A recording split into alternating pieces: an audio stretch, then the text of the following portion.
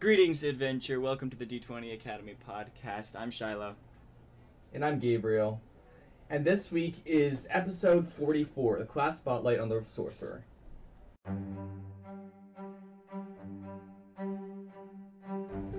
Hey, welcome to this week's class spotlight. This is the thing we do every month. Well, except for last one, but mostly every month, where we take a Dungeons & Dragons 5th edition class, and we give you guys all the stuff you need to know about it. Its description, its strengths and weaknesses, some of its cool stuff, all that stuff. Yeah. All that stuff. And more. All the cool stuff. For half off. All of it for 25% off. For 3 payments of $19.99. Just to see if you want to play a sorcerer, if it's the right class for you. If you want to find that out, you can listen to this episode. Maybe if you're a GM and one of your players is playing a sorcerer and you want to know more about it so you can understand them better, all that kind of stuff. Sorcerer's a good one, a fun one, because you've played a sorcerer. Mm-hmm. Played a sorcerer for like 2.5 years. It's quite fun. So but I also you better know what you're talking about. Yeah, this is one of the few things, just like in life, that I have enough experience to have an opinion on. So I'm ready for this one. Okay, quick plug before we get into it. Gabe, can you plug our stuff? Yes, of course. Our Instagram is at D20_Academy. We also have a Discord. You can message us on Instagram to get into the Discord. You can also just message us or find it on our Anchor page. On Discord, it's easier for you to ask us questions, whatever you want to know about, from either just D&D or homebrew, or for perhaps another role-playing system that you want to know about, or are thinking of playing, or are playing, and you want to talk about or ask questions about it. Discord is the place to go. Yes, sir. And we also have some cool stuff because Quarantine's fun. By the way, if there's some weird stuff and like weird pauses when we're talking, it's because we're talking over Discord. Because obviously we're quarantining ourselves. Also, you should be doing that. But we're doing some cool stuff because of quarantine for you guys, homebrew stuff and all of that. So if you want to keep up to date with that, you can follow us on Instagram and Discord, and we'll be letting all you guys know about that kind of stuff. Okay, anything else? I think that's it. Let's jump into it.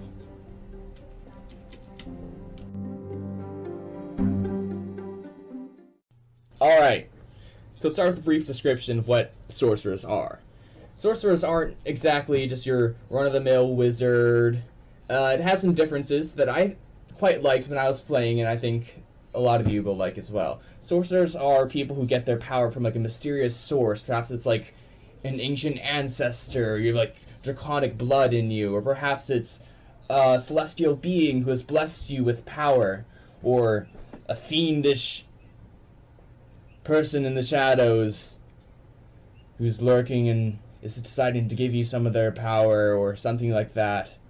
Or you were part of like a mysterious ritual or something as a child. There's a bunch of different backstories and backgrounds that you can pull into when you want to play a sorcerer.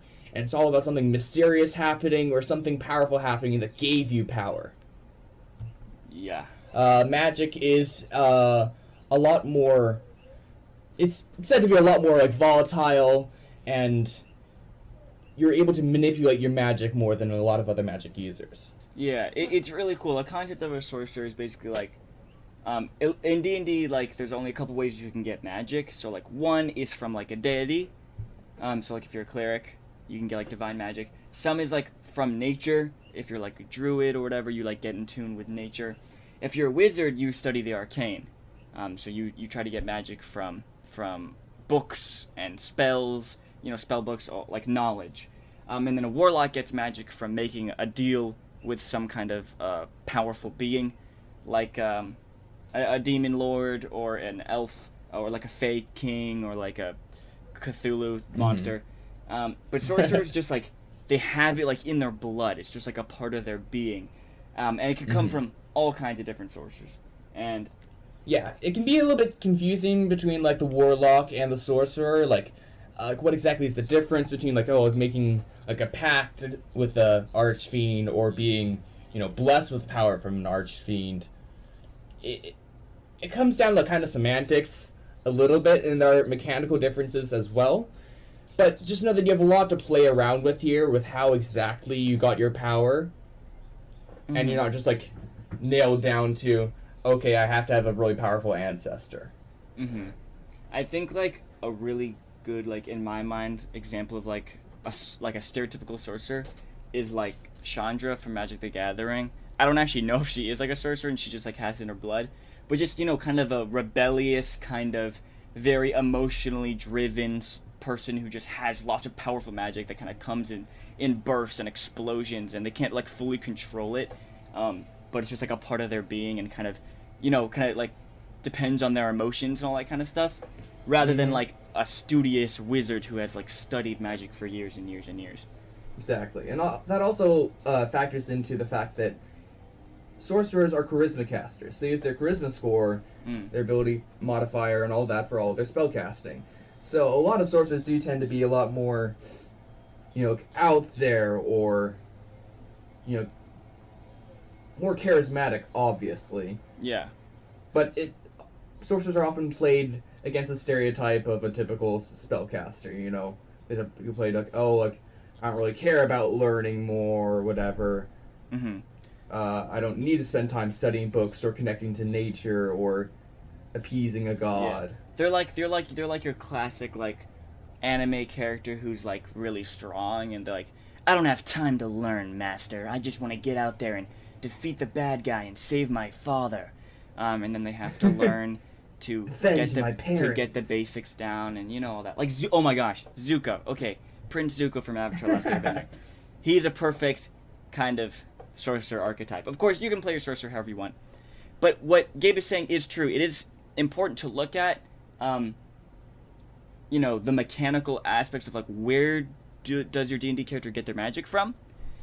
Wizards have high intelligence. They use intelligence to cast, and that's because they're learned people, right? They're smart, knowledgeable people who like have read books and keep tomes and all that kind of stuff. That's why they use intelligence. Whereas like clerics use wisdom, right? Their faith and their morality is what drives their magic because they follow their deity. Paladins use charisma because they're leaders and soldiers on the battlefield who, you know, have to like act as a rallying point for the people around them, are like holy warriors, you know what I mean? So it's an interesting thing to look at is where does your D&D character get their magic, like what ability do they use for magic, because that can give you a hint at kind of how they should use that magic, I guess is what I'm trying to say, or like where they got it from. Yeah. I'd say the only weird one is warlocks, which we'll get into on the warlock class spotlight. You just hate the warlock. I don't hate... I love the warlock. I love the concept of the warlock. Okay, we're going to talk about that when we talk about the warlock. But yeah, that's what a sorcerer is. Strengths of a sorcerer. Now, sorcerers can be pretty good at just being a blaster caster. That's what I did a lot. Their strengths are in versatile spellcasting. They have a lot of options built into their class. There's this thing you call meta magic that you unlock later that allows you to like manipulate your spells. And you can do a lot of cool things with those. You can take really high damage turns if you want to blow a lot of resources. Yeah, insane amount of damage turns. Yeah. Yeah. I quite liked it. There's a lot of strengths to it. You have like your typical like spellcaster strengths where, you know, like at higher levels, like, oh, I have a lot of magic, I can do a lot of things. When you get to 5th level, you're a god. And be able to like manipulate your spells and have those turns where you cast multiple spells per turn. That's what kind of sets it apart strength-wise. Yeah, I really liked it from, you know, when you were playing it when I was GMing that campaign that you played, which you basically played from. Well, I mean, we went all the way up to 20th level. The last few levels you did take in Warlock, though, so you didn't get all the way up to 20th level Sorcerer. But you did have, like, what, like 15 or so levels in Sorcerer? I had 17, 17. So basically you played a Sorcerer, like, basically all the way up to the end of the class. There was not, like, a ton of new abilities and stuff that you could have really gotten that would have changed much. So you have lots of experience as a Sorcerer, definitely. And as a GM, I have a lot of experience with one of my players playing a sorcerer, all the way up from 1st to 20th level, basically. And it was really cool to see how the sorcerer works and all that cool stuff. And Gabe is someone who really loves to dive into the technical and mechanical aspects of a game, specifically Dungeons and Dragons. He loves looking at like homebrew stuff. How can he really maximize his resources, make like a really cool build? That's something he really enjoys. And so because of that, like, I trusted him with just figuring himself out and, you know, choosing all his stuff that he wanted to. I didn't like need to hold his hand per se, as I had to with some other, you know, new players and stuff who you know, aren't into those kind of aspects of the game as much. So it was really cool because Gabe would, you know, try to figure out cool ways to use the sorcerer's abilities. The things that make the sorcerer unique in the ways that they can twist and alter their spellcasting and all that kind of stuff.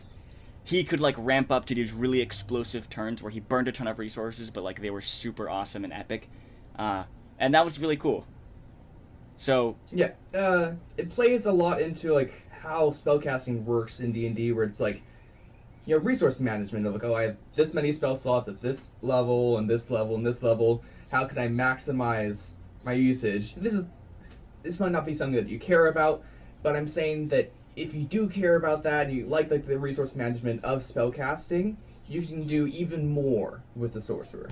Yeah, for sure. It's super cool. Sometimes it did get a little broken, and like he would like say like, okay, then I do this and this and this in one turn. I'd be like, can we check the rules on that? And it was like totally legal, and I was like, okay, okay, I guess that's a thing that he can do.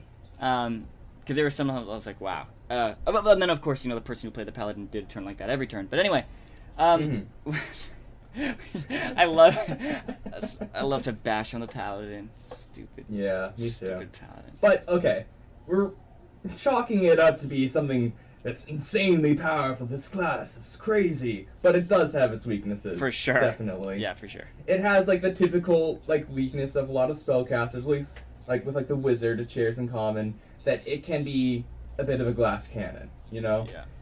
It doesn't get a lot of hit points, you know, D6 hit die. You can, like, get more hit points from, like, your subclasses that you choose. But typically, the sorcerer is on the weak side, health-wise. Yeah, health, armor class, all that kind of stuff. So like most, like, straight spellcasters, which are basically only wizard and sorcerer are, like, the only, like, full-on spellcasters. Yeah, thinking about it, they're the only ones because that are clerics and warlocks and bards are kind of, they have a little more access to some armor and weapons, and they have higher hit dice and stuff like that.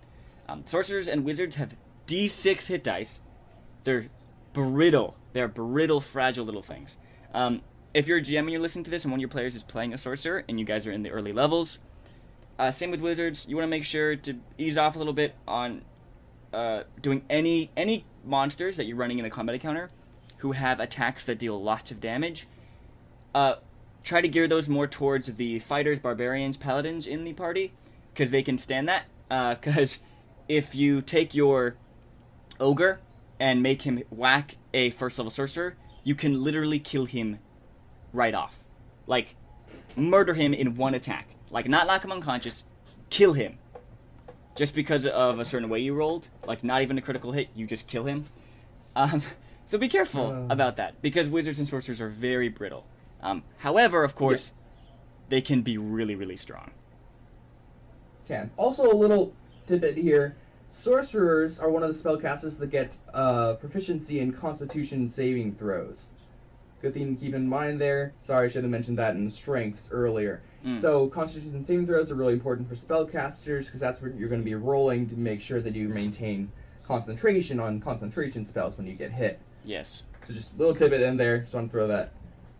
Yeah. Can come into play a lot. Another weakness. Also. Yeah. Yeah. Another weakness that a lot of sorcerers will run into. I kind of worked my way around it just because of the backstory that I had in mind, and then I found a subclass that like, oh, this actually really helps with that problem too. Sorcerers have limited access to spells. Very limited access to spells. Okay, so there's a thing in D&D. There's basically two different kinds of ways that spellcasting works. Oh, okay, well, that's not the right way to put it. There actually is two different ways spellcasting works. There's the one everyone uses, and then the one warlocks use, which is a totally different topic altogether. But there's two ways that you can, like, know spells, I guess. The sorcerer and the bard and a couple other classes. The way they do it is that every time they gain... on their class table, where it says all the abilities they get every level and also like how many spell slots they have every level, they'll also have a number of how many spells they know. And every time they go up a level and that number increases, they can choose that many more spells to know, and they put it in their spell list. And then that's it. Those are those are locked in. Those are the spells they can know. They will make it. They can't really get access to any other spells until they level up again. Whereas other casters like clerics and wizards can prepare spells every long rest. They have access to a ton of spells, and they can just prepare a limited amount. But still, they have access to so many spells. Yes. Also, I lost my train of thought. What this means... We will return. We'll be right back. Is that it fits in flavorfully with how sorcerers work. It makes sense compared to like how wizards work. They get it like from their bloodline or something. It's like they just like know it. Like when they get more powerful. Yeah. They're not like wizards who are like preparing certain spells and stuff. It's just it's quite a weak aspect of them, and it really matters a lot actually. Yes. Alright, remember what I was gonna say. The only way that you can swap spells against the sorcerer, I learned this spell when I was, second level, and now I'm here at like 15, I don't really care about that spell anymore. You can only swap one spell every time you level up.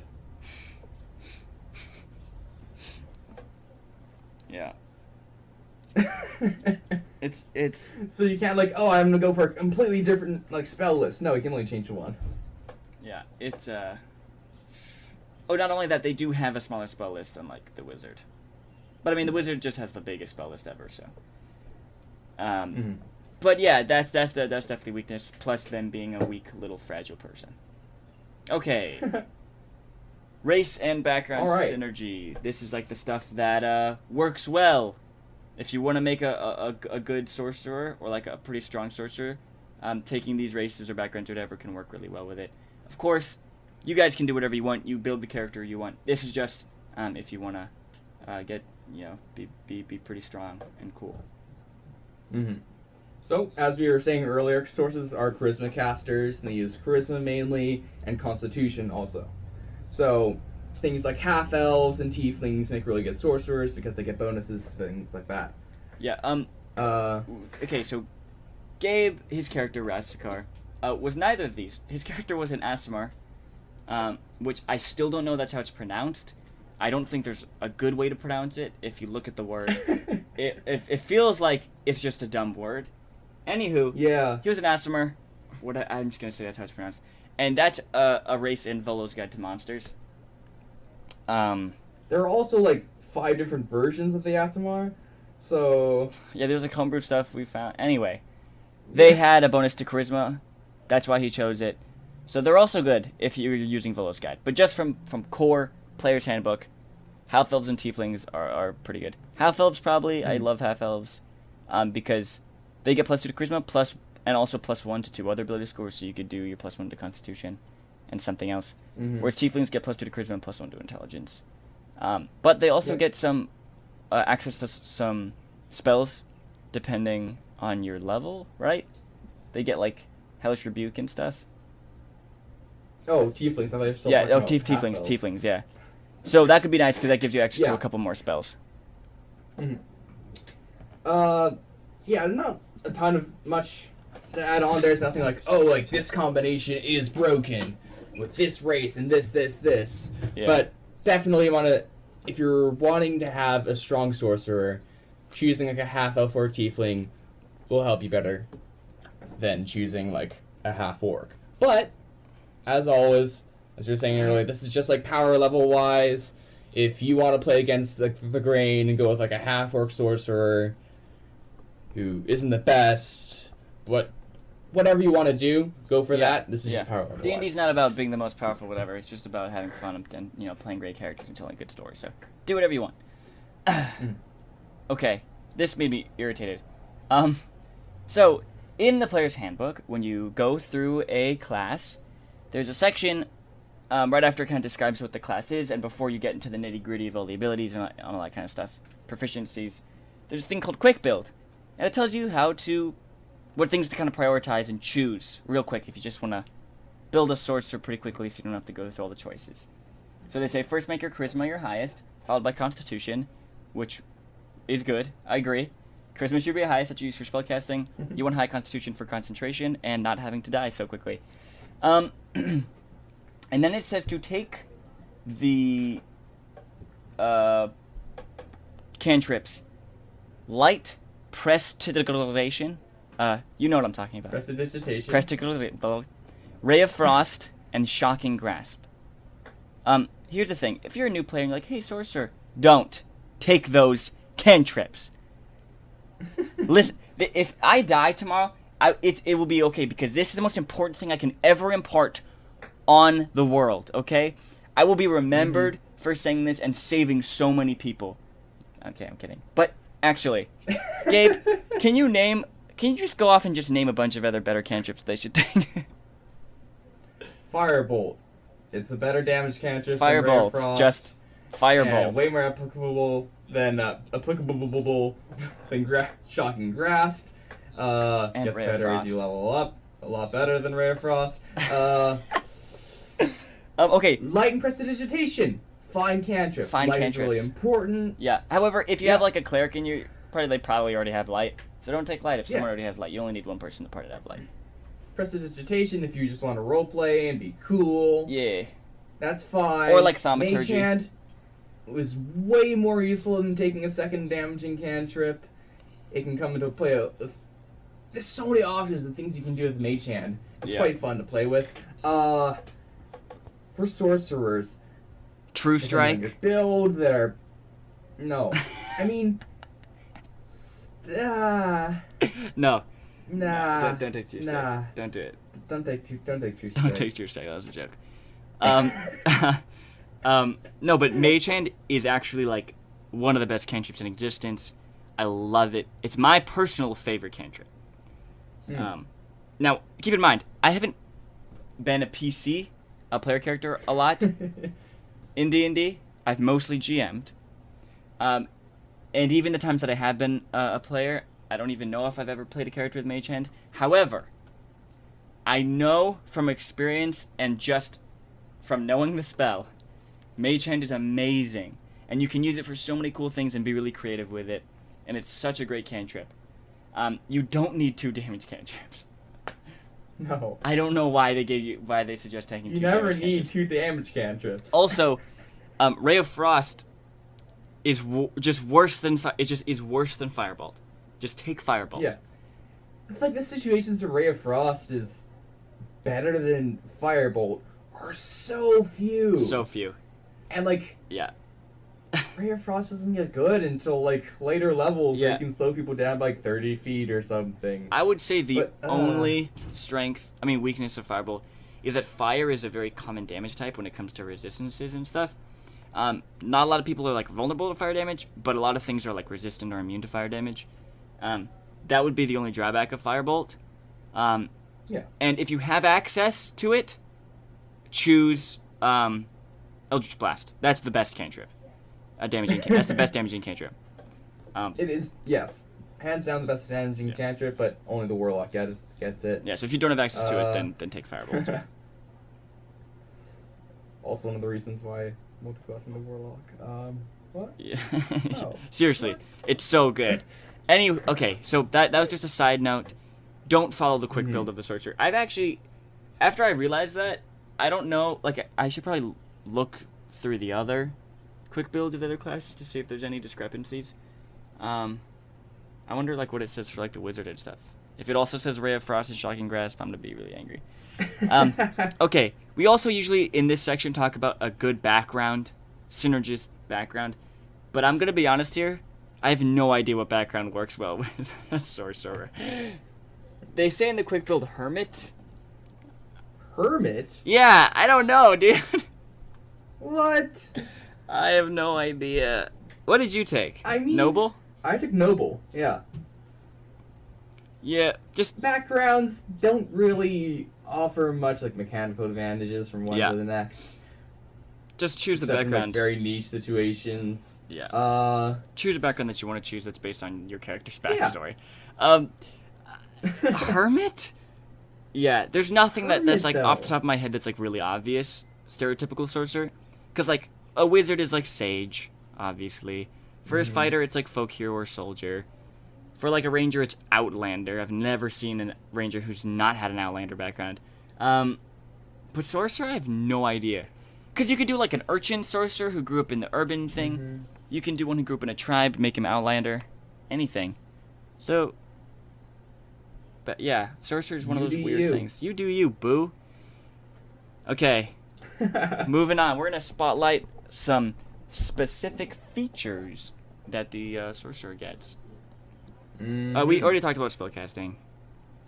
Yes. In case you don't know, sorcerers can cast spells. It's pretty useful from what I found.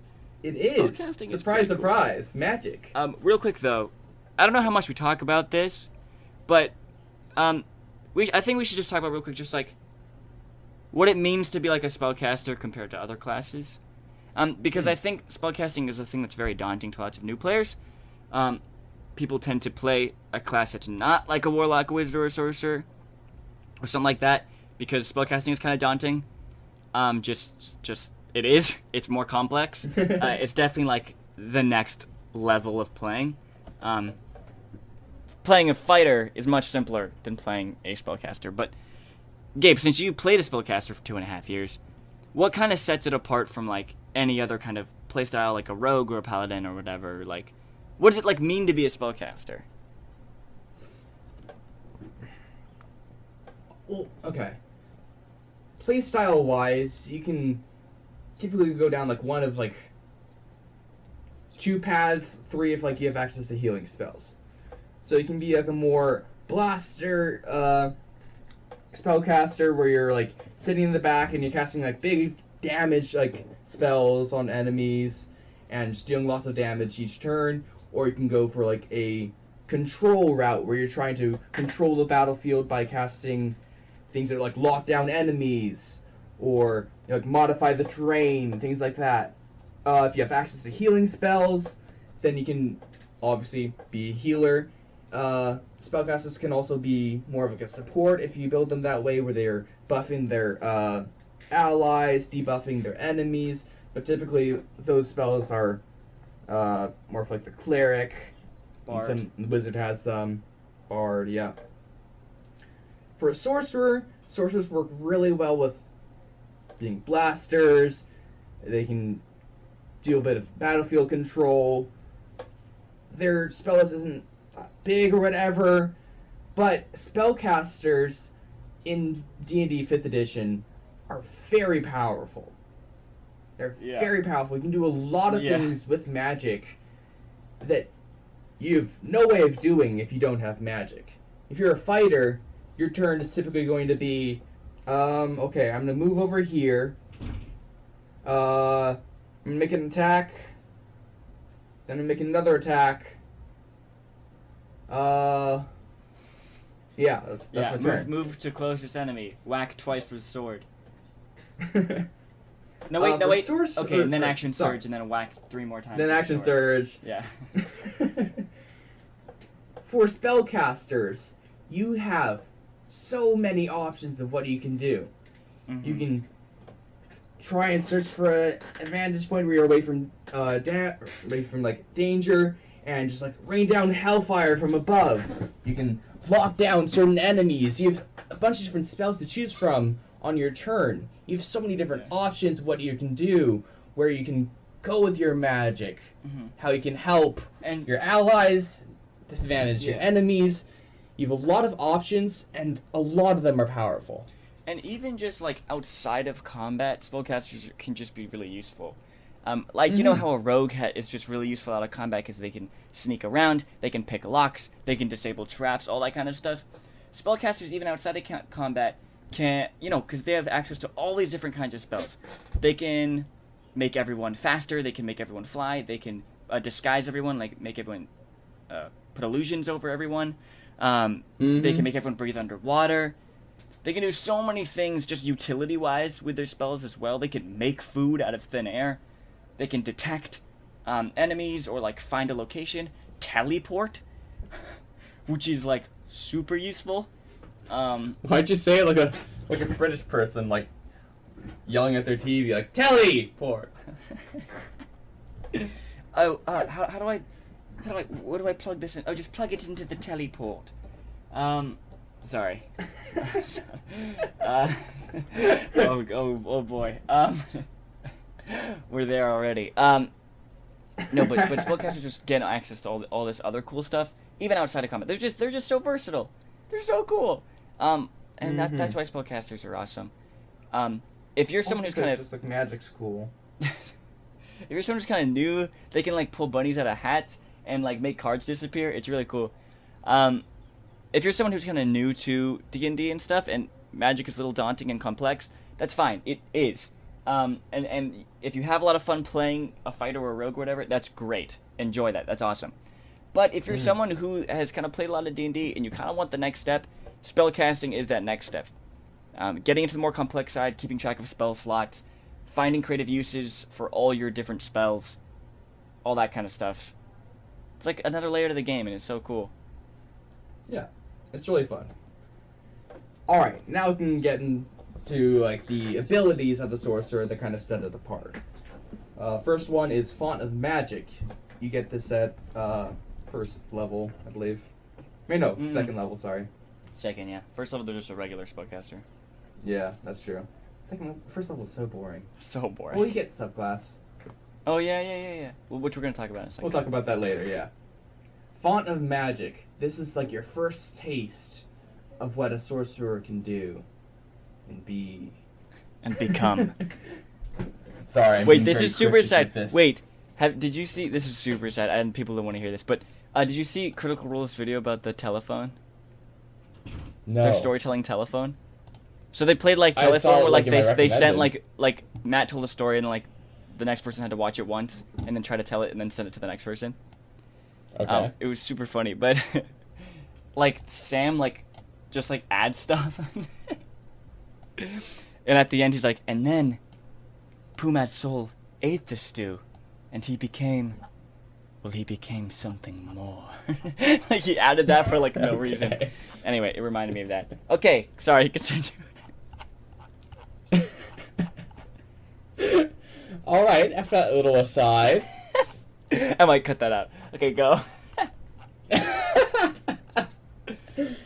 Alright, Font of Magic. Second level. You get access to this pool of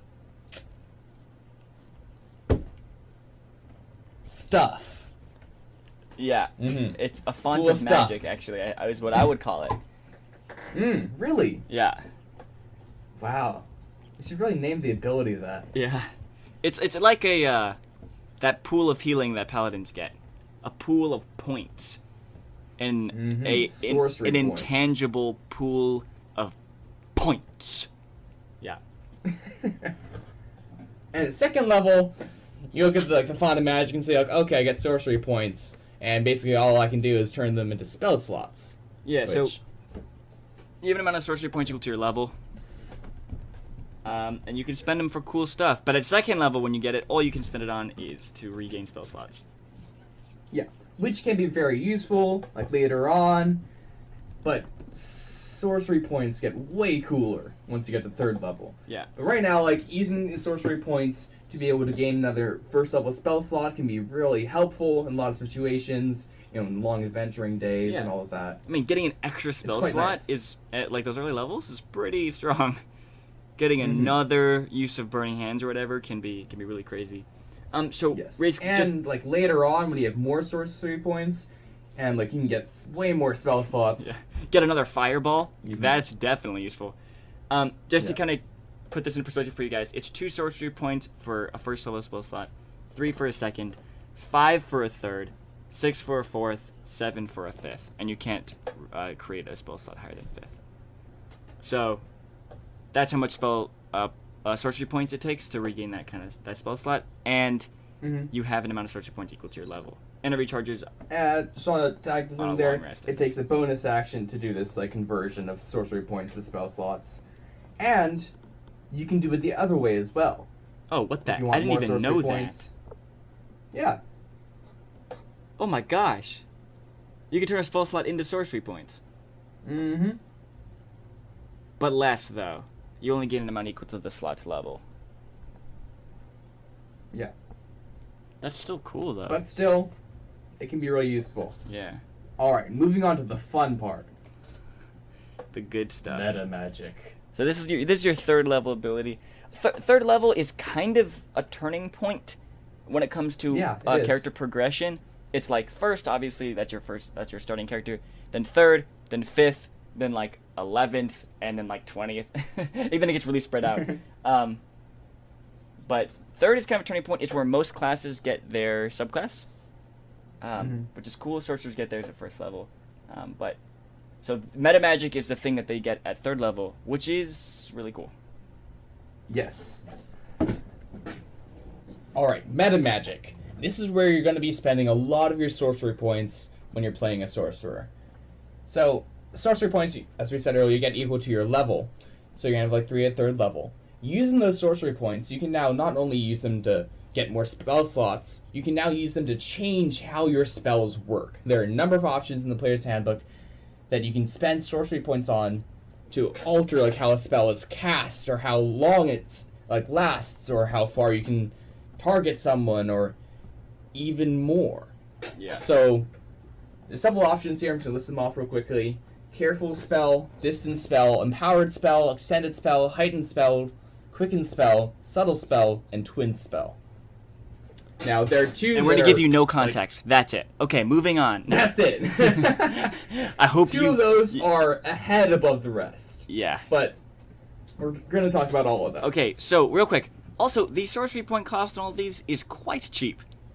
Usually only one or two sorcery points for each of these, which is really cool because that means when you get to like pretty higher levels, like 8 and up, where you have 8 sorcery points to spend, most turns in combat you can be using one of these options, which is really cool.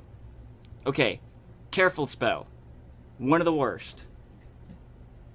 I believe you can spend 1 sorcery point to choose a number. You choose an amount of creatures up to your charisma modifier. Yeah. And they automatically succeed on a saving throw against the spell.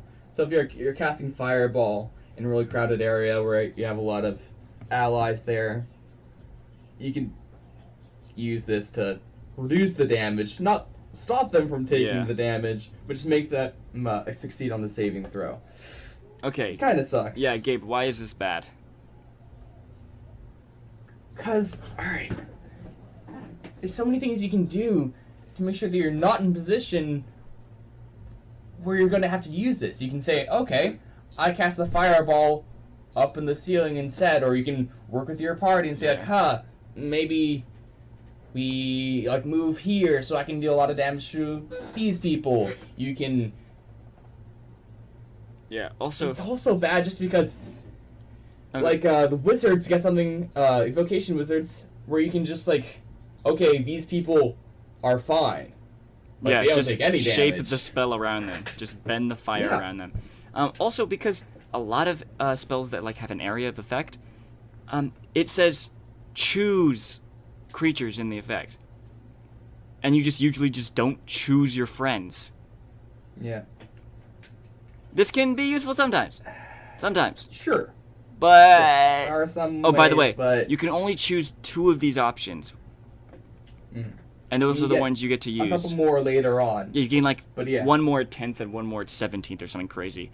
So basically, the 2 you choose when you start off are kind of going to be the only ones you're going to have access to for a while. So choose carefully, and when I say carefully, I don't mean choose careful spell, because careful spells not good. Okay, next one. Nice one. Thank you. Distance spell. This one is a bit more useful here. So it has 2 uses here. You can cast a spell that has a range of 5 feet or greater. You use 1 sorcery point, and it doubles the range of the spell. So if you have a spell that has a range of 30 feet, you can use this and cast it 60 feet instead. Quite nice. Also, there's another thing here that can come into really cool, like, gameplay moments or whatever. You can do a lot of interesting things here, depending on your subclass, what spells you have. When you cast a spell that has a range of touch, meaning like things like cure wounds, like that. Not that sorcerers get cure wounds, but instead you can cast it, spend 1 sorcery point, and it has a range of 30 feet. Mm-hmm. This can be like really interesting for a lot Wait, of I things just realized. that are limited. That's why Shocking Grasp is good. Oh, no. I mean, yes, you can do it when you have this. Anytime you want to spend a sorcery point on a cantrip. Ooh. No, that's really cool because the first one that came to my mind was Banishment. Yeah. Because Banishment Things is like that. Yeah, usually you have to run up to them and hope they fail the saving throw. Otherwise, they're going to kill you when it comes to their turn with all their melee attacks because you ran up to them. But now you can still stay safely in the back and banish them far away. A lot more options, and like keep in mind, like a lot of like spells that are touch are balanced around. You have to put yourself into danger to cast them. So this is like a buff to those spells essentially if you're a sorcerer. Also, the thing that you can double the range of the other range spells is really cool. Wait, I want to look something up real quick. I'm going to look up a specific spell and see if this is crazy. There's like a fun build that you can do with a sorcerer and warlock to cast like Eldritch Blast from like, I think it's like half a mile away. Okay, so I just found something. You choose like Spell Swiper as well. So I looked it up, and the 9th level spell Meteor Swarm has a range of a mile. So with this, you spend a single sorcery point, and you can make a Meteor Swarm 2 miles away. Talk about range. 2 miles. 2 miles. 2 miles away. That must be awesome. That's funny. What a good life. Okay, empowered spell. This means that you spend a sorcery point, and you can re-roll an amount of damage dice from one of your spells equal to your charisma modifier. You have to use the new rolls. And you can also use this metamagic option alongside another metamagic option. Typically, you're limited to only being able to use one of these options per spell. Yeah. But this is one that you can use in conjunction with others. Yeah. Which is cool. Yeah. It's okay. We're still getting to the good ones. This is definitely in like, I mean, better than Careful Spell. I would say probably. I don't know how it matches up to Distance Spell. I would say it's less useful than Distance Spell. I don't know, but Distance Spell I just feel like won't come into play all the time. But like Empowered Spell, like you're always doing damage spells in combat. You know what I mean? Yeah. Because as a spellcaster, you'll usually find a way to like get in range, to get in range enough to do your spells, and like usually the GM will build encounters so that there'll be enough room and stuff for you to be able to use most of your range spells without having to like increase the range of them. So I would say Empowered Spell is probably a little more relevant. I don't know how strong it really is. I mean, re-rolling 3, 4, 5 dice, and they're like D6s most likely, because a lot of spells just have like the damage is usually just like a number of D6s. Yeah, if you have spells that use higher dice, then I would say this is good. It's things that roll multiple D10s or D8s or something. Yeah, if your character is based around just spamming Fireball, then... Yeah, because re-rolling a D6 is not like a ton of damage. But I mean, I know they don't get access to the spell, but like Inflict Wounds, being able to re-roll all of those D10s and stuff can be devastating. That's like an extra, that could be like an extra 10, 15 damage, so... Okay, it's okay. It's pretty good. I mean, whatever. Alright, the next one is Extended Spell. This one is so situational that I wouldn't choose it just because you get so few metamagic options. Extended Spell basically when you cast a spell that has a duration of a minute or longer, you can spend a sorcery point and double its duration to a maximum of 24 hours. It's very situational, I think. Yeah. I mean... Sure. I mean, some spells could really use this, because, like, if you can make your sleep last, 2 minutes instead of 1 minute, like, that could be pretty useful. Give you enough time to run away, or other things. I mean, like, there are definitely some spells that this, getting another round of combat with, like, an enemy incapacitated or stunned from a spell could be pretty strong. Yeah, I'd probably put it at, like, distant spell level. Yeah, I'd say it's a bit more, like, niche than distant spell, just because... Yeah, the amount of things that it applies, the amount of spells it applies to is smaller. But there are uses for it. It just depends on the spells that you choose. I wish you could spend an amount of sorcery points as you want to increase the duration instead of just being able to double it. Maybe that would be too strong, actually. Okay. Heightened spell. You cast sleep and they sleep for 3 years. Heightened spell is one that is not an option you're going to take at 3rd level, but instead probably the one you're going to take at like 10th or 17th. Basically, you can spend 3 sorcery points, which is a lot, to give one target of a spell disadvantage on its saving throw. Okay. Like I said, when you get to higher levels, all of your spells are going to be saving throws. It's going to be like, okay, if, like, all the different spells you cast, the strong spells at higher levels, all require saving throws, and giving your target disadvantage can be really strong. Making them take full damage from that disintegrate or whatever can be really dope. But it is 3 sorcery points, which is a lot, which means, once you get to higher levels, when you have a ton of sorcery points, it's not going to be as badly, hurt you as badly as if you're 3rd level. But legendary resistance exists, so... Yeah, exactly. That's exactly what I was going to say. When you're casting something, you really want them to fail it, and you do this, they can still succeed. Like, if you're a higher level, which is when this is going to be most applicable, where you're casting a lot of spells that have saving throws, and you want people to fail, and you have enough sorcery points to be able to budget this out. There still is so many things that can cause us to just, like, essentially do nothing. Yeah. It's not like they automatically fail the save. Also, it's only one target. So if you cast, like, Fireball, only one of those goblins is going to get disadvantage. But, maybe it would be too broken if you could do everyone. Because, like, okay, I cast Meteor Swarm on those 100 guys, and they all have disadvantage. That's irrelevant with Meteor Swarm, because they die anyway. Okay. That's Heightened Spell. First of all, you only want to take it when you're higher level, and also, its use is diminished by the fact that legendary resistance exists. Yeah. Okay, but what's now, next one? We get to the good ones. We get on to the 3 best ones. The 3 bombs. Yes, these are bangers. These last 3. These are knock this idea out of the park. Bangers. Yeah. Okay. All right. First one up. Quicken Spell. Oh my goodness. All right. Is this not the most broken thing in existence? This is crazy, and I'll explain later how crazy this is and why it's crazy.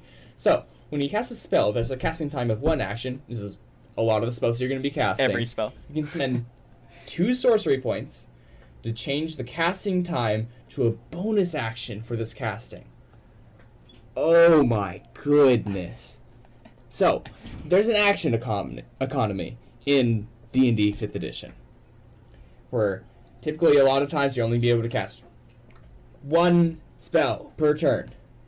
And the spells that are, like, bonus action spells that take a bonus action to cast them are typically, weaker or not applicable. Except for Spiritual Weapon, obviously, because Spiritual Weapon's stupid and broken. Yeah. This changes the game for sorcerers.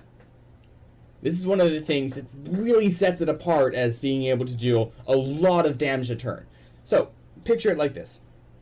And there's also a ruling in here that you should keep in mind. I'll say it before I get into it. When you use your bonus action to cast a spell, you can only cast another spell that turn if it's a cantrip. It's kind of a niche thing. It doesn't come into play a lot, except for, like, with the Sorcerer, with the Fighter, Bard, I guess. It comes into play a little bit, but you want to keep that in mind here. So, if you use Quicken Spell, you can essentially cast a cantrip and then cast another spell in one turn. It's stupid. And at higher levels, okay, so let's just say you're 5th level, okay? Your firebolts are dealing 2d10 damage. That's pretty crazy. So as a bonus action, and for only 2 sorcery points, as a bonus action, you're able to firebolt 2d10 damage towards the biggest threat on the battlefield. You still have your action to cast, like, Fireball, or Fly, or Haste, or something insane. Yeah.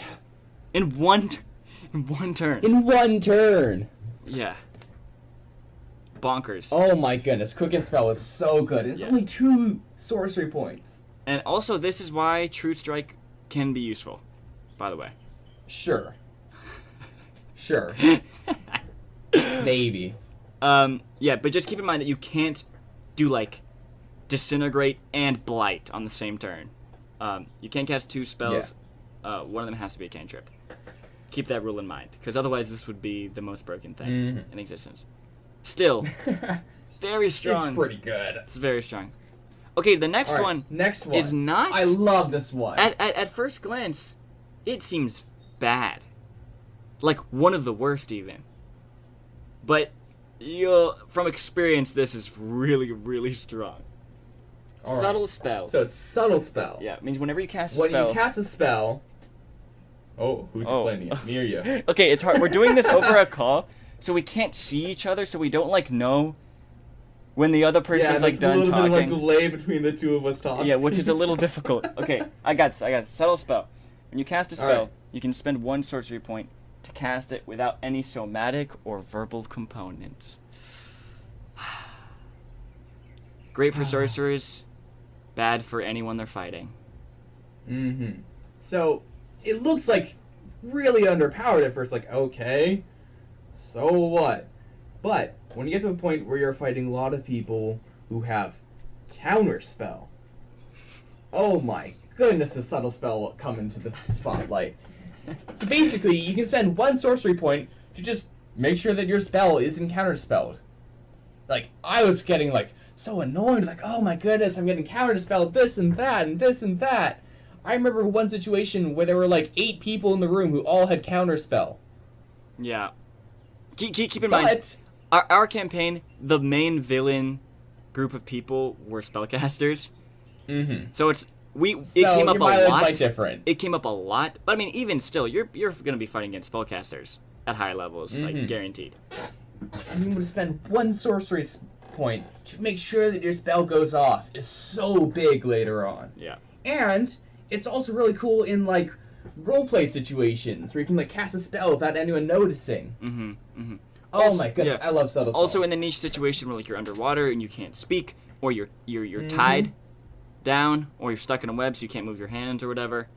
Or you're silenced. Yeah, you're silenced. Anything like in those niche circumstances, it also helps.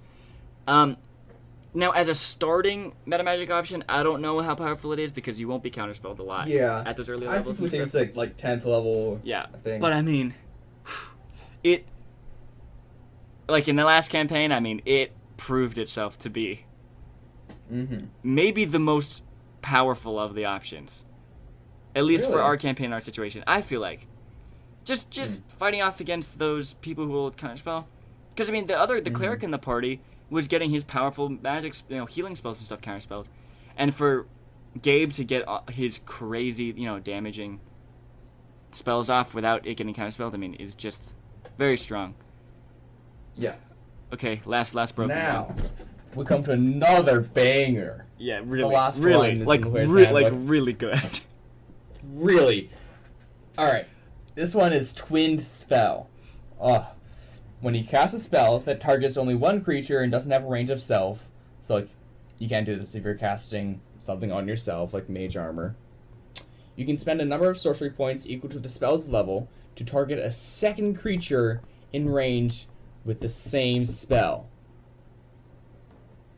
This means you can blight 2 people. You can disintegrate 2 people. Yeah. With the same spell. You don't have to spend another, like, spell slot. It just targets another person. Wait. We didn't get to the best one. You can haste 2 people. Wait. Concentration. No. Right? No, yeah, it still works. We did it. I did this. I planned this out, like, for one of the encounters. Like, when I got haste, I was like, wait a second. Wait, but what about concentration? It's the same spell. Oh, you're just targeting you're just changing the target. It's just like, yeah. Yeah, because I remember you did that. Because, I mean, that's that is... Bonkers. Okay. So just imagine this. You're 5th level. Okay? You have 5 sorcery points. Yes, you spend 3 of them, which is more than half of what you have. But for the whole boss battle, your barbarian and your fighter are both hasted? Are you kidding me? That's insane. Or you're fighting your big bad. You cast disintegration on him twice. Now, if that's not you can't do that. Why not? That's not. You have to target it different. You have to target it different. Yeah. Okay. Well, sure. You cast disintegrate on 2 enemies. This is also just a great way for burning 1 spell slot, but making people use lots of legendary resistance because you're just targeting them with more spells. Value, baby. Dude, this is value. Now. Yeah. Wait. They did release an errata for this just recently to try and nerf it a bit, because one of the crazy things you can do with Twin Spell is you can cast Chain Lightning. Oh, because that's a single target. Yeah, you target a single person at the start, and then it branches off to 2 more people. So basically, if there's you're fighting against 3 enemies, you cast Chain Lightning, twin it, and everyone just gets hit a billion times. Yeah. They did add an errata for this. A lot of people don't keep up with the errata, so if you really care about exactly how you think the D&D 5th edition team thinks things should be balanced, then you can check that out. If not, if you just want to go with what's in the player's handbook and all that, totally fine. I just want to throw that in there if you're a real stickler for the rules. Yeah. There's a change. Yeah, because that's insane. Twin is really cool. Yeah. I have a question. So you know that rule you were saying about how you can't use 2 options? Yeah. So when you use Quicken Spell, you're using it on the cantrip, right? That's the spell you're using Quicken Spell on? Depends. Right, because if you want to Fireball as your bonus action, then you use Quicken Spell on Firebolt. No, if you... Yeah, you quicken the Fireball, not the cantrip.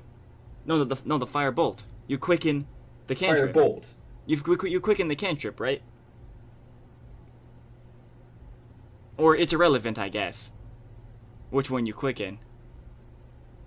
But what I'm saying is, if you quicken the cantrip, then you can twin the big spell. I think you're limited to... I think you have to quicken the bigger spell. No. When you cast your bonus action to cast a spell, you can only cast another cantrip that turn. You only do it if you've only cast a cantrip. Okay. Yeah, I don't know how the rules work. Because I was thinking, that's insane. You get to, Fireball as bonus action plus Twin Blight or whatever. That's bonkers. Okay. That's fine. Even so... That's boggers? Bonkers. Bonkers, okay. Anyway, Twin Spell, amazing. Quicken Spell, also great. Subtle Spell, good at higher levels. Really strong at higher levels. The other ones are pretty cool. You can get them if you want. Otherwise, take Quickened and Twinned, because you love yourself. Okay. That's what meta magic is. Really cool. That's the stuff that really sets the Sorcerer apart. Yes. Really makes him awesome. Now we're going to move on to the subclasses. I have beef with the subclasses. I have major beef with the subclasses. Let's start by saying this. The Sorcerer subclasses are the worst subclasses I've ever seen in a class. Of all the base stuff in the Player's Handbook, these subclasses are not only mechanically bad. Well, I don't even know if they're mechanically bad. I don't want to think about them. I don't know if they're that mechanically bad, but they are just weird. And just the flavor's weird. I don't like it. I don't like them at all. Okay. Yeah. Let's get into them. Alright, so first one, Draconic Bloodline. Basically, you have Draconic blood. Whoa. You choose like a dragon color, and you gain... Wait, is it? No. Wait, no, that's later. No, that's later. Sorry. That's later. Yeah. Sorry. At first level, yeah, you choose the dragon that like is your ancestor or something like that, and you can like read and write Draconic, whatever, speak it. Yeah. So like if you choose like a gold one, then the damage type for gold is like fire, and that will come into play later on. Mm-hmm. That damage type, but at first level it means nothing. Also, at first level, it basically gives you this thing where you can like you get another hit point, and you get another hit point every time you level up. So it makes you a little bit tankier, and also your skin is like covered with like a thin layer of dragon-like scales. So your AC basically becomes kind of like mage armor. It's like it's 13 plus your dex modifier. So Yeah. that's a bit better. It's pretty Bit cool. better. Basically, this subclass is Yeah. just turning you into a dragon. By the way, so this is the first Yeah. step. Is scales. So it makes you a little tankier. It minimizes some of your of a sorcerer's weakness, which is low health, low armor class. So that's kind of cool. Then you can get like at 6th level, elemental affinity. I hate it. Sorry. So basically, when you cast a spell with a damage type that's associated to the dragon that you chose, you gain. Wait, no. What? Okay. Oh. Yeah, whenever you cast a spell that deals damage of the type associated with the dragon type you chose, so if you chose gold and fire, if you cast a spell that deals fire damage, you deal extra damage equal to your charisma modifier. Wow, that's so cool. Plus, you can spend 1 sorcery point to gain resistance to that damage type for 1 hour. Wow. Wow. This sucks. Okay. That's you get a 6th level. That's not a good ability. Okay, 14th though is really cool. Yeah, 14th you get wings. Yeah, that's it. That's the ability. That's the ability. You get wings.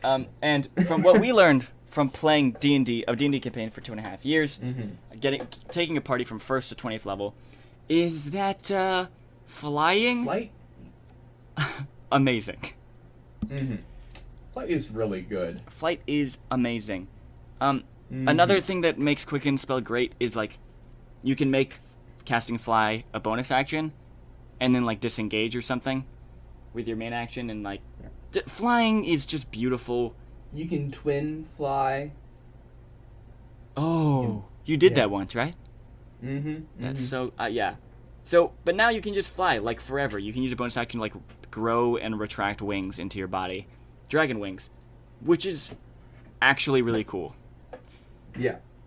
Okay, and the last one is like 18th frightening level, presence, right? which you're not gonna get to most likely. Yeah. But at 18th level, you can like frighten people. Like But a it takes dragon. an action and 5 sorcery points. So most dragons, like ancient and adult dragons, at the beginning of their turns, they have this ability called like frightful presence or something, where everyone in like an area effect around them has to make a wisdom save or become frightened from them, unless they've already succeeded on the save before. Pretty powerful for when you're fighting dragons. It just matches up to flavor because dragons are awesome and majestic and scary. And you're basically kind of getting that, except it's not like just happens at the beginning of your turn. It takes an action and 5 sorcery points. You're never doing this. Discard it. Okay, yeah. Frightening is pretty And strong, it but lasts just... for like a minute. Yeah. And it requires concentration. So When you're 18th level, you have so many better things to do with your action and your concentration. Yeah. Okay, that's It's- Draconic Bloodline. Here's the thing. It's not like it's not bad really mechanically. It's not too bad. A couple of the abilities are like lacking, but some are really cool. Definitely the wings. It's just like, okay, so Draconic Bloodline is one. So if you kind of want to play someone from like a Draconic Bloodline, but you also want a character who can have some other kind of background, right? You want some others. If you want to build a character, who got their magic in a different way or something different. Well, there's only two options. Draconic Bloodline and Wild Magic we're about to get into. Well, Gabe is, because I don't understand it. Wild magic is just crazy. And it's just like... It's... There's no, like, subclass for just, like... I don't know, like, basic sorcerer stuff. You know what I mean? Like, that's kind of open for you to kind of come up with your own background. It's either, like, you came from a dragon thing, or you're some chaotic... Your powers come from, like, chaotic raw magic thing, which is like, what? Okay. Okay. A lot of people have beef with the wild magic subclass, and we'll get into why. I don't even know how Wild it magic works. It's basically just all based around chaos. In theme, and in mechanics. It's alright. At first level, get this thing called Wild Magic Surge. When you cast a sorcerer spell of like first level or higher, the DM can have you roll a d20. What? What? It's so weird. If you roll a 1, roll on the Wild Magic Surge table to create a random magical effect. Alright, so let's think about that for a second. So when you cast a spell, the DM can make you roll a d20. Then, if you roll a 1, So you have a 1 out of then 20 you roll chance. on the Wild Magic A Surge 1 out of 20 table. chance to get a random magical effect occurs. Okay, which we'll get into in a second. Why? If your DM says to. Why does that have the clause about the DM allowing you to do it? So weird. I don't know. Just have you every time you cast a spell, roll a d20. Why is there a weird clause about if the DM wants you to? And then there's There's a nothing- 5% chance for anything to There's happen, nothing too. random about that. There's nothing chaotic about the DM controlling when you get to roll this dice. It's supposed to be a wild, chaotic, subclass, and it's like if the DM wants, like no other rule in D&D, in any other class, any other ability, has such a weird fourth wall breaking thing. Where it's like the DM can choose if he wants, maybe, for you to roll a d20. Okay. That you might roll a 1 on. Okay, now what is this Wild Magic Surge table that when you eventually roll a 1... Let's finish let's finish with what you get a level 1. So also you get this thing called Tides of Chaos, which basically you can like manipulate chances. So, like when you gain advantage on the attack roll or saving throw, you can like choose to do so, like once per long rest. And when you, once per long rest, and anytime that you regain the usage of this feature, the DM can have you roll on the Wild Magic Surge table. Immediately after you cast a Essentially- sorcerer spell at first level or higher, you then regain the use of Honestly, this feature. The wording of this is just like really weird. Really weird and confusing. Also, why? Why does the DM have control? It's so annoying. Is this just like made so like the DM can like screw with the players Yeah, more? micromanage the sorcerer. Okay. I don't know. Other than like the weird second sentence, which I literally don't understand. Basically, you get like have this one use of this feature, which regains every long rest, and you just get an advantage on like a d20 roll, which is cool because you're like controlling the tides of chance. I mean, it's really weak, but there you go. Okay, let's look at this Wild Magic the Surge wording's table. horrible. The wording is just awful. So on the Wild Magic Surge Alright. table, in the low chance you roll a natural 1 on that d20 roll, that the DM may or may not has you roll, you roll a d100, and a random thing happens with the spell, and boy oh boy, are these chaotic. Yeah. Like, let's Wow. let What were they on? They're like, ha! Let's be random. No, like when we say like chaotic and weird, so like okay, so some of them are really like self-explanatory, like very normal. Like if you roll a 33 or 34, you maximize the damage of the next damaging spell you cast within the next minute. So that's cool. So it's like a little you got a little buff for your next spell. Some of them are like bad, though.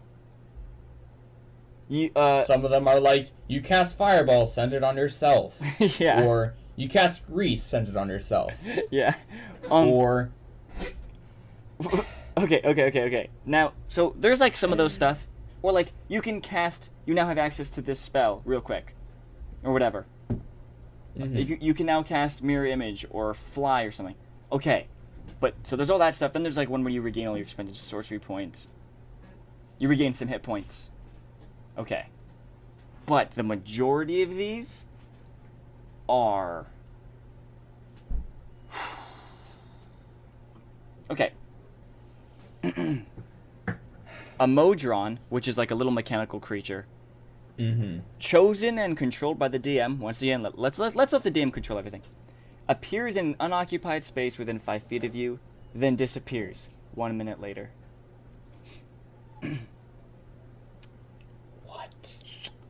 Roll a d10. Your height changes by a number of inches equal to the roll. If the roll is odd, you shrink. If the roll is even, you grow. One of my favorite is, you grow a long beard made of feathers that remain until you sneeze, at which point the feathers explode out from your face. What? Oh, here's a good one. Or you become blue! Your skin turns a vibrant shade of blue.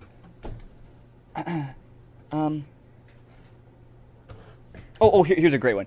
You turn into a potted plant until the start of your next turn. While you're a plant, you're incapacitated and have vulnerability to all damage. If you drop to 0 hit points, your pot breaks and your form reverts. Or 95 and 96. You and all creatures within 30 feet of you gain vulnerability to piercing damage for the next minute. It's very specific, but like at least that's like a mechanical thing. You know what I mean? It's not like illusory butterflies and flower petals flutter in the air within 10 feet of you for the next minute. Oh, your hair falls out but grows back within 24 hours. For the next minute, you must shout when you speak. You must shout when you speak. Guys, what is this? Seriously, what is this? You cast Polymorph on yourself. If you fail the saving throw, you turn into a sheep for the spell's duration. But then one is like super powerful. Like up to 3 creatures you choose within 30 feet of you take 4d10 lightning damage at first level, or like that's insane. But like, or your skin turns blue forever. By the way, like blue forever. Unless it's removed by a powerful spell. Guys, what? They went for chaos. Okay, look, I get... And they got... Not all campaigns are like, serious and, some are like fun and weird and you just play it, just to hang out with your friends and you guys have, you name your characters funny things and you like, that's fine. Those campaigns are really great and fun and stuff. And this is clearly made for that. But is it? I'm not even going to get into the rest of the subclass because I literally don't care. You're like not... You only play this if you're going for like, like that. Just like a fun campaign where everyone's like messing around.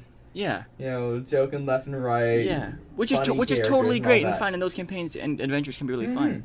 But don't make this a base subclass. Good lord. Make it an Unearthed Arcana or something. That if people want to add that spice and fun randomness to their quirky, fun game, they can do. Otherwise, could you give us a subclass? Okay, so what this means is that as a sorcerer, you are essentially restricted to the Draconic Bloodline subclass. Which means you have to build a character who That's where his sorcerer powers came from. His draconic bloodline. That's so stupid. This is why we hate sorcerer subclasses. And this is why Gabe didn't choose a sorcerer subclass. From the player's handbook. Yep, I went and found another one. Okay. Just like imagine like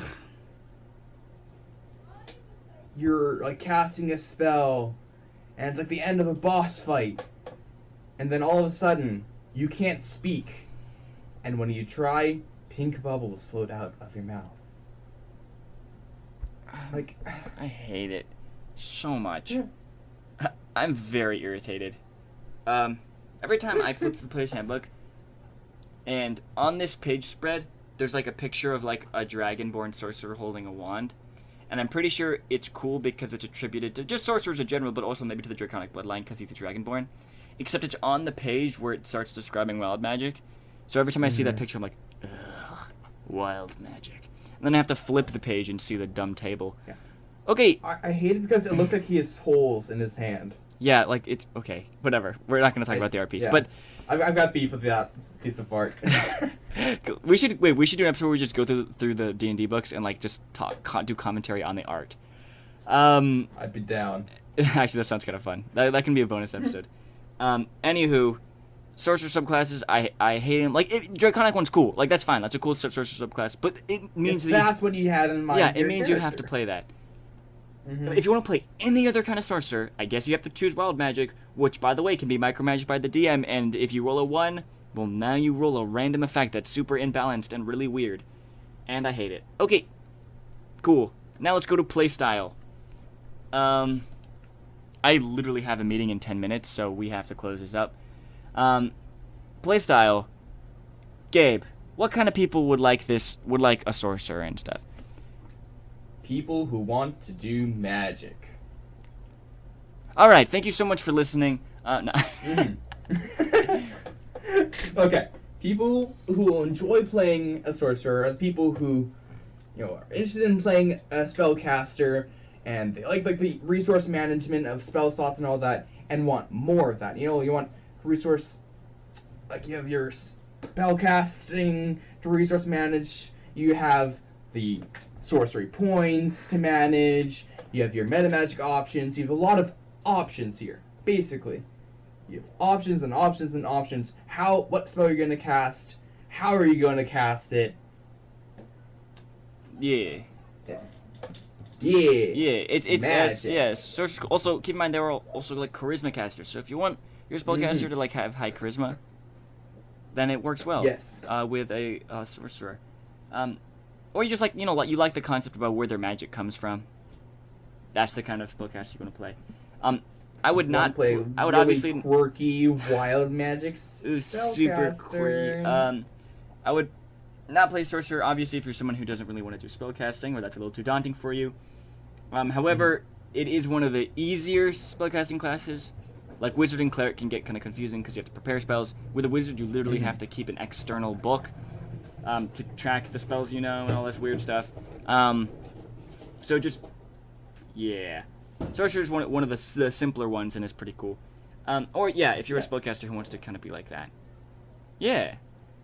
Just find some other subclasses. I think the ones in Xanathar's Guide are cool, from what I've seen. They're nice. Yeah. And there are a lot not of wild subclasses magic. out there. And amazing.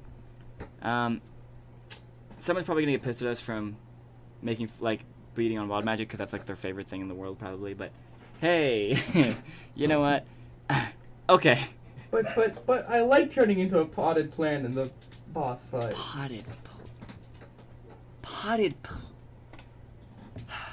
I mean, I can imagine places where that could be pretty funny. Like you're in a boss fight and then your sorcerer just turns into a potted plant and then funny for everyone but the sorcerer. Kill the pot so the sorcerer can come back. Everyone except for the sorcerer who just feels like the rest of them in the battle is just lost. Cruel subclass. And also really confusing and badly worded. Yeah, the wording is really bad there. Yeah. But, I mean, the ones in Xanathar's, there's like a sun soul. No, that's a monk. There's a celestial one, which is cool. Sun's the monk. Yeah, sorry. There's a celestial one, which is cool. I think there's also like a storm one. I don't know if that's true.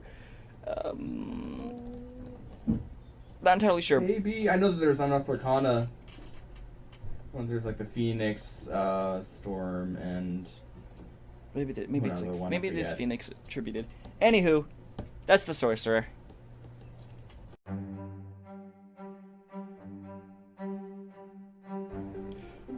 Okay, guys, thank you so much for listening to the podcast. This one was fun. I love doing class spotlights. Yeah, it's always fun to go through and like pick apart a class, what we like and don't like. Yeah. And turns out that we have opinions, and we like to talk about opinions. This was almost as good as the Ranger one, for sure. The Ranger. Oh, the Ranger. You know, if you have listened to the Ranger subclass, the Ranger class spotlight before, or just even if you have, go listen to it again because it's great. Yeah. Okay. Once again, it's a fun time. We have all that. We're gonna hopefully releasing soon more homebrew stuff and things for you guys in quarantine. So keep up to date on our Discord or our Instagram at D20_Academy. What's next week's episode, Gabe? Player characters. Yeah. PCs. So we're just gonna be talking about. That you're listening to this on. Yeah. So we're just gonna be talking about all kinds of stuff that has to do with PCs, backstories and creating player characters or whatever it is. That one is not going to be. Yeah. It's not going to be D&D related as well. So because these class spotlights are specifically D&D, but if you're playing Pathfinder, Shadowrun, any other kind of role-playing game, next week's episodes will be able to apply to you. Okay. All right.